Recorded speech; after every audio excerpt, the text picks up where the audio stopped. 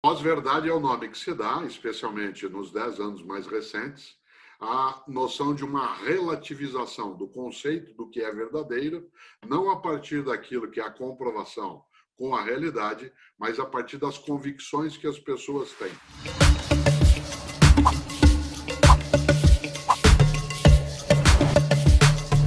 Pós-verdade é o nome que se dá, especialmente nos 10 anos mais recentes, a noção de uma relativização do conceito do que é verdadeiro, não a partir daquilo que é a comprovação com a realidade, mas a partir das convicções que as pessoas têm. Existiria uma circunstância que se diria no passado em que o império, há alguns milhares de anos, foi só da religião.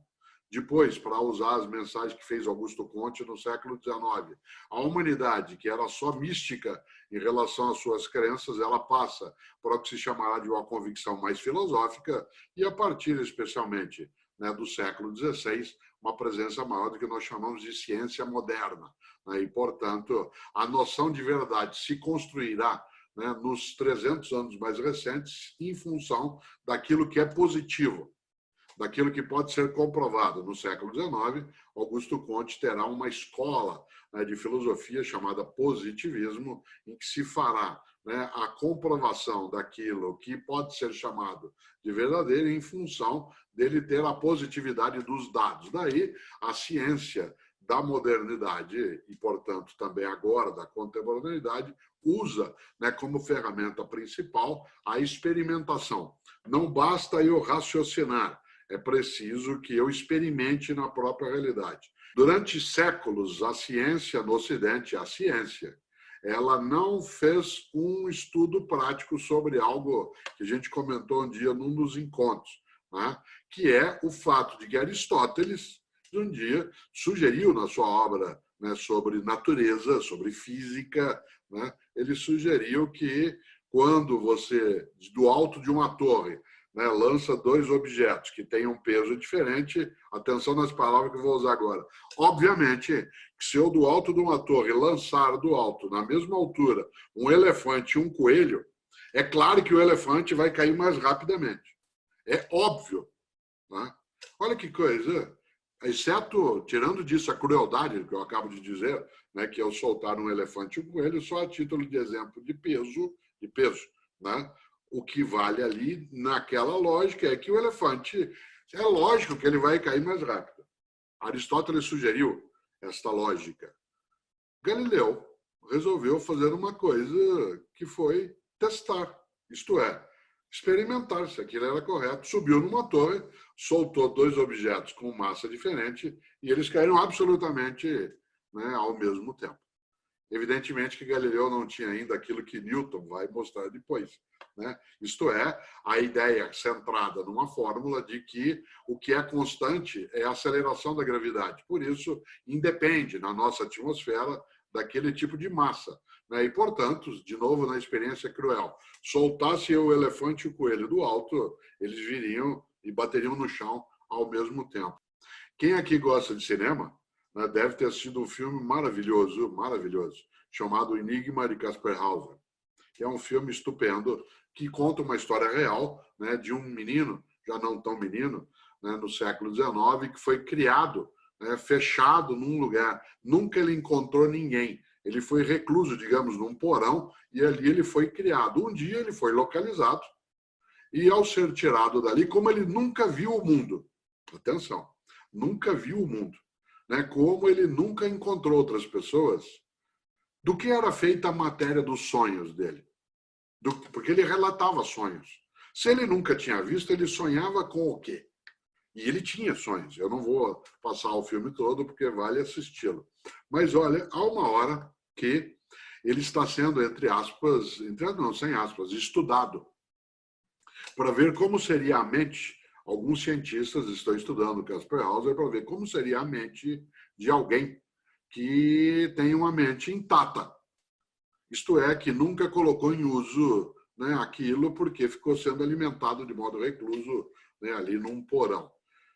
E uma hora, para testar a cabeça dele, eles fizeram a ele uma pergunta. E essa pergunta eu vou fazer para vocês agora, porque essa pergunta é boa de ser feita para a gente pensar.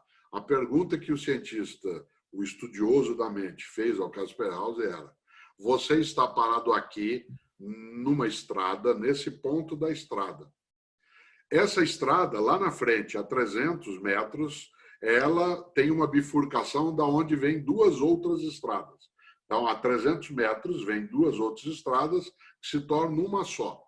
Você está parado aqui, na estrada única, e uma pessoa vem vindo na tua direção. Você sabe que daquelas duas estradas, uma delas vem de uma aldeia onde as pessoas só falam a mentira. E a outra estrada vem de uma aldeia onde as pessoas só falam a verdade. Atenção de novo na questão. Tá? Você está vindo numa estrada e alguém que está na ponta dessa estrada única quer saber de qual aldeia você vem. Uma das estradas que sai nessa única, todo mundo que vive naquela aldeia só fala mentira. A outra estrada vem de uma aldeia em que todo mundo só fala a verdade. A pergunta do cientista ao Kasper Hauser: o que é que você perguntaria para essa pessoa que vem andando na tua direção? O que você perguntaria para ela para saber se ela vem da aldeia da verdade ou da aldeia da mentira? A pergunta está aberta, se alguém quiser opinar. Bom, professor, não sei se vai funcionar, mas dependendo do sexo da pessoa, vamos supor que seja um homem, a primeira pergunta que eu falaria, se eu tivesse direito a duas perguntas, é: você é um homem? E aí eu saberia se está se falando a verdade ou não, e depois eu seguiria com a outra pergunta. Que ótimo. E se ela fingisse ser um homem não sendo, vindo da aldeia da mentira e tivesse travestida? Poderia perguntar sobre mim, talvez? Eu sou uma Poderia. mulher? Ela poderia dizer: não sei, né? Você parece. Você continuaria na incerteza. Veja, você chega perto da questão, André. A Alessandra está levantando a mão. Peraí, vamos ver uma outra tentativa. Cadê? Fala, Alessandra. Então, eu acho, assim, pelo que eu entendi, né? Também não sei se estou correta, mas eu acho que aí não teria como, se a pessoa viesse nessa estrada, não teria como eu fazer uma pergunta e saber se ela viria da estrada da verdade ou da mentira. Porque, na realidade, essa pessoa, se ela viveu só na verdade, ela não tem referência do que é mentira. E se ela viveu só na mentira, ela não tem referência do que é a verdade. Então, na realidade, ela não saberia dizer. Que coisa ótima, né? A Andréa tentou, a Alessandra tentou, e há uma questão. O que fez o Kasper Hauser? Olha só, André, chegou perto e também, né, Alessandra? Ele disse para o cientista de forma surpreendente. Ele disse: eu perguntaria para a pessoa que está vindo pela estrada para saber de qual aldeia ela veio, eu perguntaria: você é um sapo? Certo?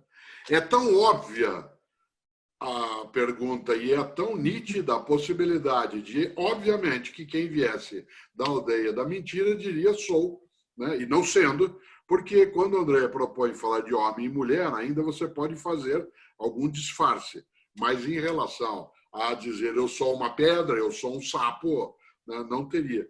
Por que nós ficamos circulando logicamente? Porque para nós a lógica do raciocínio, ela é mais impactante que a verdade. A ciência, na sua trajetória, foi construindo convenções. Essas convenções, elas são sempre provisórias e elas ganham um nome em ciência: hipótese. Atenção de novo. Até a Renascença, o mundo pré-renascentista, ao qual fiz referência no começo, o mundo pré-renascentista não admitia a ideia de hipótese. Porque a noção de hipótese pressuporia que existe uma verdade provisória. O primeiro filósofo a introduzir a noção de hipótese no pensamento contemporâneo, a partir da modernidade, foi Francis Bacon, um britânico que, na sua obra, produziu a concepção de que eu posso, sim, lidar para chegar a uma certeza maior, trazer a noção de verdade provisória. No mundo medieval, na datação que a gente usa, em que se acreditava que a verdade era uma iluminação divina, admitir verdade provisória era uma ofensa à religião. Nesse sentido, religião é crer para ver.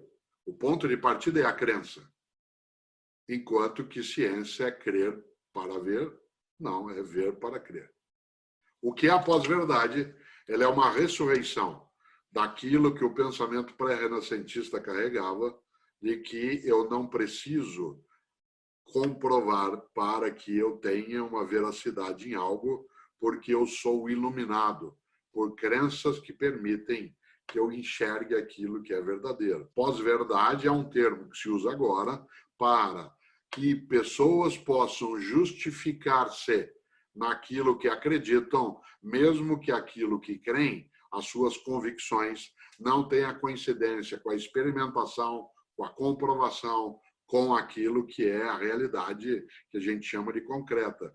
Isto é, o suporte, para algumas pessoas, o suporte que faz com que ela segure o que acredita como verdadeiro, não é a comprovação, mas é a convicção interna que ela carrega.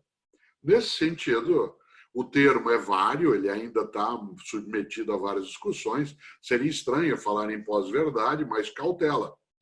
Pós-verdade não é sinônimo de mentira, porque a mentira é a falsificação da verdade de modo intencional. A pós-verdade, ela é uma crença de que aquilo é verdadeiro, mesmo que não tenha uma correspondência na própria realidade.